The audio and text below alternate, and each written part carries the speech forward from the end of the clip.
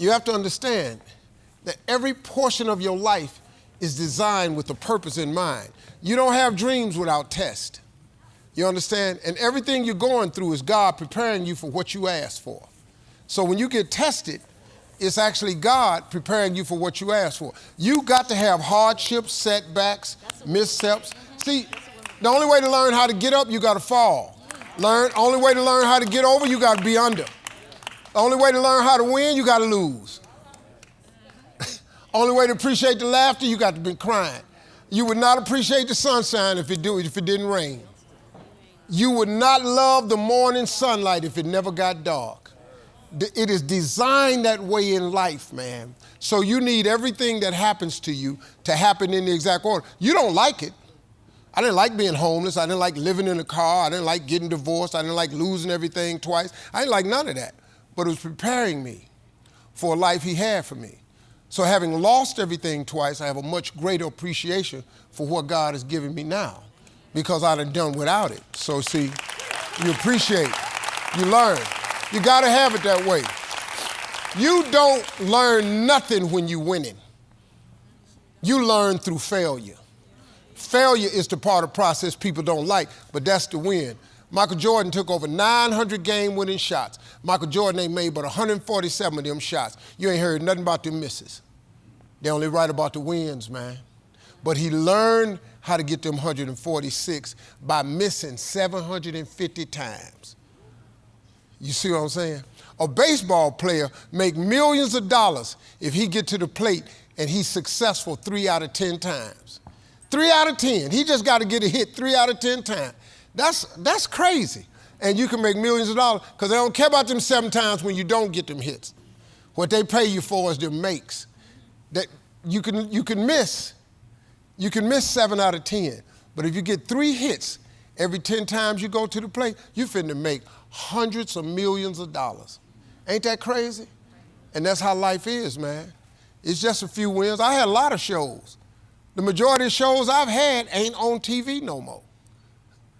But Family Feud on there, the Judge Show on there. I only need 3 hits. All I need is 3 hits. I got 3 hits. Come on, y'all. The boredom of normalcy and the numbness of mediocrity stiffens your passion. What that meant was, I was so sick of myself. I was so bored in my life, man. I was so tired of being mediocre. I was just tired of it, and it was all my fault. I was mediocre because I wasn't doing the things to be exceptional. And I was bored. I was losing my mind, man, on the assembly line at Ford Motor Company, going door to door selling life insurance at a debit company. I was tripping, man. I said, man, what is this? My life can't be this. You know, you ever say to yourself, man, it's gotta be more to my life than this? If you've ever said that, that's cause it is. I was determined to be something. And my dreams of being a TV personality was bigger than, I was homeless, man. I mean, you're in a position where you're going, I got nowhere to go except up. I don't know how you feel about poverty, but that got on my nerves.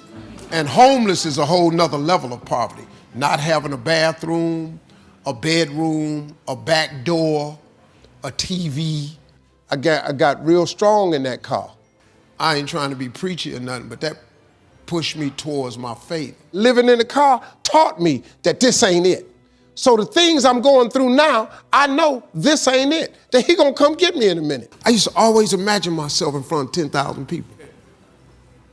Man, I'm one of the original kings of comedy, man. You know how many people I done been in front of? I done told jokes in front of 44,000 people before. God is amazing, man. If you come to him, he always hears you. He's always available. He ain't ever too busy. That's the cool thing about him. God equipped you at birth with what you needed. He gave all of you a gift, all of you. Every last one of you, you're gifted. God never created a soul without giving them a gift. All of you sitting in here were given a gift at birth. He put it inside you. You ain't got to look under the ocean. It ain't on a mountain. It ain't under no rocks. He put it in you at birth. He gave you a gift. It is the thing that you do the absolute best with the least amount of effort. That's your God-given gift. That's the thing you should pursue. Until you follow your dream and connect it to your gift, you'll never be happy. You'll never be happy, man. I just got to tell you, you got to chase that dream before you die, man. You should go and live your dream. Just go see. And if you're unhappy with your life, if you haven't figured your life out, if you're thinking there's more to your life than it is, it's because the only reason you have that question is because you're not living in your gift. Once you discover your gift, there lies your greatest chance for success. God puts your real life in your imagination. That's where your real life ain't in your present circumstance. Your real life is not in your current situation. Your real life is not in your paycheck. Your real life, he tucks it away in your imagination. See, God never reveals the path to you. He shows you what it could look like, but he don't show you the route. Because if he showed you the route, you'll turn around. Everybody would quit. If you knew what you had to go through to get to where he had for you to go, you would all quit. I would quit too. It's no way I would have had a stuttering problem. It's no way I would have lived in a car for 3 years. It's no way if I'd have knew that when I quit my job to do comedy, what was going to happen to me, I would have never quit my job. But he don't show you that. He just lets you have the dream. Albert Einstein said, imagination is everything. It's a preview to life's coming attractions. Everything you imagine is a preview to a coming attraction. Once you understand that and quit looking at your imagination as hocus pocus, it opens up a wide range of things and possibilities. And if you're bold enough to chase the dream, he'll get you through the journey. You just can't quit in the middle of the journey because he knows you're chasing dreams. God in to make your dream come true business. That's real talk. I kid you not. That's what God gave you, equipped you with. You just got to quit looking at gifts as running, jumping, singing, and dancing. Babysitting is a gift. If you're a smart student, smart is a gift.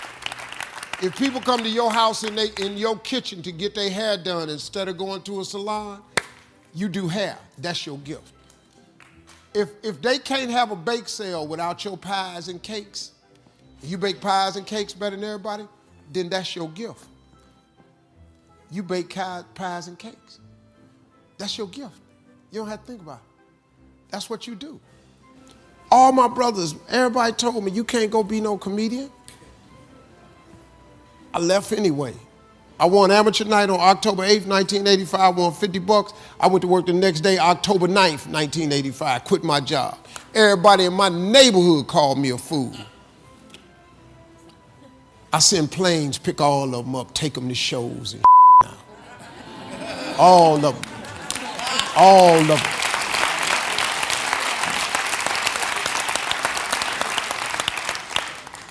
You got to chase that dream before you die, man. Bishop Jake said one time, Bishop Jake said, I would hate to die and never do the thing I was born to do. You shouldn't let that happen. You got to chase your dream. I'm a miracle. I come from nothing to here. I come from the back to the front, from the bottom to the top. Look, man, I was completely written off. I had nothing, man. I didn't see, I ain't seen no way out some days, man. Man, but can I tell you something? If you can, in spite of all that's happening to you, if you can keep the faith,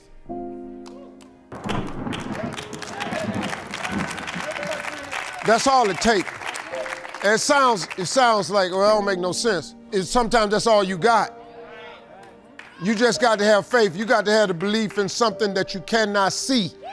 And you got to believe that something is going to happen when it don't look like nothing can happen no kind of way. That's all, and I'm gonna tell you something. It's a lot of days when that's all you got. You understand? See, people look at me now and they see this. You ain't see the trip I was on to get here though. See, you missed all that. Oh, Steve, you say that, you got this, you got that. No, man, I'm telling you, bottomed out. I'm telling you, nothing. You can have absolutely no idea how you're going to make it. You can have no idea what your next move is going to be. You can have no idea what you're going to be. But let me tell you what can change all of that. If you can just summon the strength or the will in you to make one connection with your Creator. If you can have a conversation with God, very simple. Hey, God, I need some help here. I can't figure it out. But I don't know if you notice or not, figuring it out ain't your job. There ain't one scripture in the Bible that asks you to figure nothing out. Ask, believe, receive. Look, man, I know the difficulty of that because I had to really wrap my mind around that. What you mean ask, believe, and receive? You got to ask God who created you why you were made. The two most important days in your life are the day you're born and the day you discover why. So you need to get to the why. You're already born, but the only person that knows why is the person that made you. Your mama ain't got to know. Daddy don't know. Your Creator knows. Ask, then you got to believe that He is who He is. So you got to know who you are and you got to know whose you are. You got to understand that. Then, after that, you got to be open to receive the answer. Quit tripping trying to figure it out. The how-to is none of your business. Lord, I want to be rich. And then He don't need you telling Him how to do it. The how-to ain't your business. All I know is I was sick and tired of living in this car. So I made a promise to Him. I said, if you get me out this car and you lift me up, and wherever you take me, when you take me and you get me there, I'm gonna tell everybody it was you.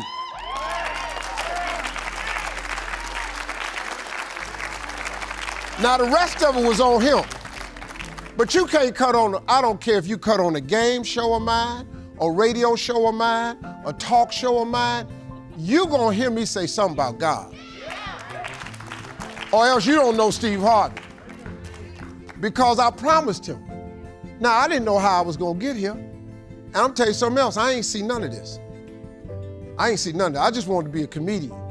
And when it was the Kings of Comedy, I thought I had achieved the ultimate. I was one of the top comedians in the world. The Kings of Comedy was the biggest thing ever. I thought I had topped out. Oh my God, little did I know what He had in store for me. You think the Kings of Comedy was big, you ought to see how I'm living now. He took me, man.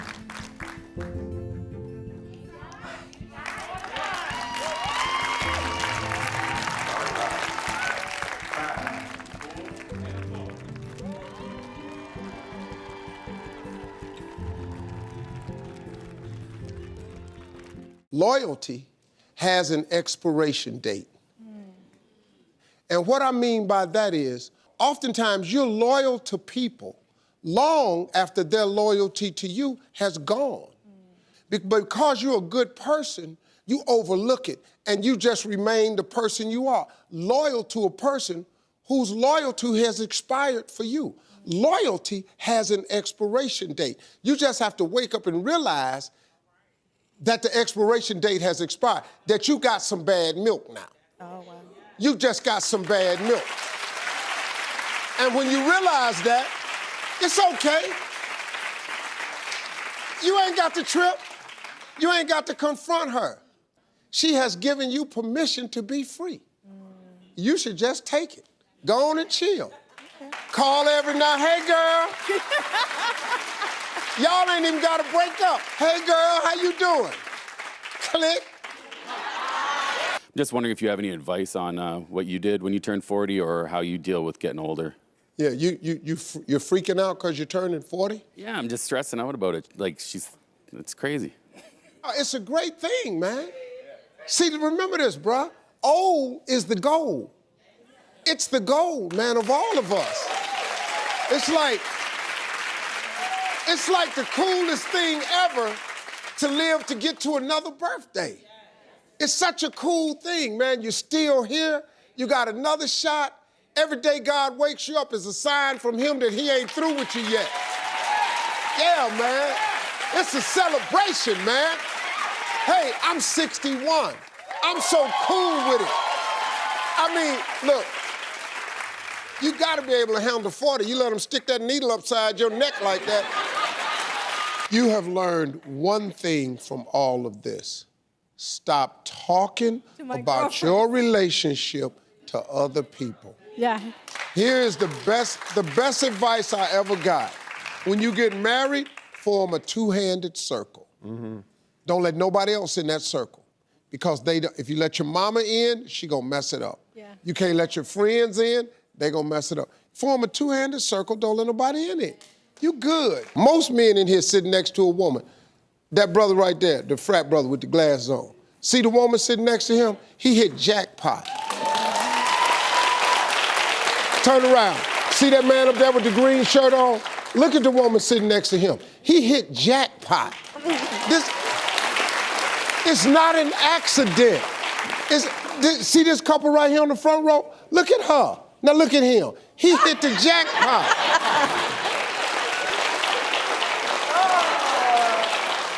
Y'all seen my wife Marjorie? Now look at me. Jackpot. Dog. Now in that, you're trying to hold on tight. But if you squeeze something too tight, it's like toothpaste. If you squeeze toothpaste too tight, it get out the tube. Let her have say-so around the house. Now you got a good thing. Before you squeeze the toothpaste out on the floor, let her go. Because you ain't gonna get no finer chick than this right here. Look, people have kids out of wedlock all the time. That says nothing about you. That don't make you a bad person. That don't make you something wrong with you. You know how many good people make mistakes all the time. The problem is God don't make no mistakes. Pretty good deal. You're gonna be fine. It's not much really changed, man. I mean, I did this show from the very beginning the same way. I just got more viewers. It's the #1 game show in the world, so. Come on. That right there is another example of favor. You know what I mean? Look, I come to work every day. I do the show, but I don't have to have the biggest game show in the world. I don't have to. Why? Why? Because he gave it to me. That's favor. You can set, I'm gonna tell you, see, people don't get it, man. You can put on your vision board, you want to be famous all you want. I want to be a star. You can't make yourself a star. You can't make yourself famous. It ain't you, partner. That's a decision God makes. And he gives it to you, but he gives it to you because of people. I'm who I am because y'all tune in and make me who I am. If y'all stop tuning in, this ain't the same dude no more. You get what I'm saying? And so what makes y'all tune in? That God gave me favor. Y'all didn't know me till I showed up on TV somewhere. You know, that's favor, man. You got to understand. A lot of people, they don't get that part of it. You know, they keep always struggling to find the answer for it so they can have some little smart answer for the reporters. I don't. I've talked to reporters all the time. I say, it's grace and favor. What do you mean by that? Okay, so you don't go to church. Okay, I got it. Grace is God's unmerited favor. That means he gives you something that you don't deserve. Grace is given to you and you can't earn it. You can't purchase it. If I could buy grace, I'd take all the money I got and just purchase grace with it. It is God's unmerited favor. You can't even, there's nothing you can do to get it. He just do a solid for you. But see, you get solids because you ask for solids.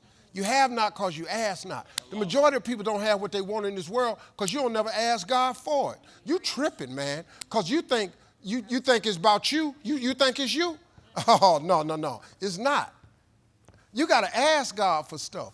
He created you. You got to ask him, your maker, for things in this world. You keep trying to figure out why you ain't got it, because you ain't asked God for it. Keep trying to figure it out yourself, how that's working for you. Huh? You better get to asking. You better get to asking. Just why would you not? All you got to do is ask God. That's what I do. Everything I got, I ask God. I'll show you my vision board. It's everything I'm asking God for. The how-to is none of your business. Nowhere in the Bible does it tell you to figure out how to. It say ask, believe, receive. That's the trick. It ain't nothing else. I ask, I believe, I get ready to receive. Faith without works is dead. I'm going to put in the work. So that's the trick, man. Stop tricking yourself out and ask for favor. It's really that simple. It's not. Don't make this more difficult than it is. Listen to me. I'm telling you this how I don't have no education. I don't have nothing. I have faith. That's all you need. Faith. Come on, let's go.